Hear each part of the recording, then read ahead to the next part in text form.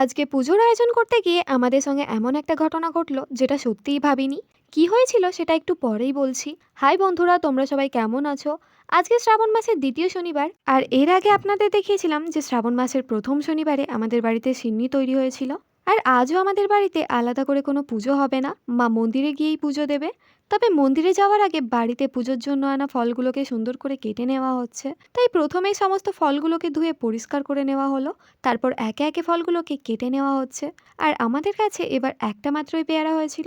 ভাবলাম এটাই পুজোর জন্য তুলে নিয়ে আসি, কিন্তু কাটার পর দেখা গেল পেয়ারাটা ভেতর থেকে পচে গেছে। যাই হোক, একটা পেয়ারা পচে গেছে বলে পুজোর অন্য আয়োজন থেমে থাকতে পারে না। তাই বাকি সমস্ত ফলগুলো সুন্দর করে কেটে একটা জায়গায় সাজিয়ে নেওয়া হলো। দেখতে দেখতে পুজোর জন্য আনা সমস্ত ফলগুলোই কাটা হয়ে গেছে। এদিকে সমস্ত কাটা ফলগুলোকে একটা বড় জামের মধ্যে করে আলাদা আলাদা করে সাজিয়ে নেওয়া হচ্ছে। ফলের কাজ শেষ হতে না হতেই মা এবার মন্দিরে যাওয়ার জন্য তৈরি হতে শুরু করে দিল। আমার মা একদমই সাজগোজ করতে পছন্দ করে না, তাই জন্য শুধুমাত্র সিঁদুর আর শাড়িটা পরেই রেডি হয়ে নিল। পুজোর জন্য কাটা ফলগুলো তো আর খোলা নিয়ে যাওয়া যায় না, তাই জন্য সেগুলোর ওপর সুন্দর করে ঢাকনা দিয়ে দেওয়া হলো। সবকিছু তৈরি হয়ে গেছে, মা এবার পুজো দেওয়ার জন্য মন্দিরের উদ্দেশ্যে বেরিয়ে পড়লো। আর এদিকে দেখো, মায়ের সঙ্গে পিসিও চলে যাচ্ছে পুজো দিতে।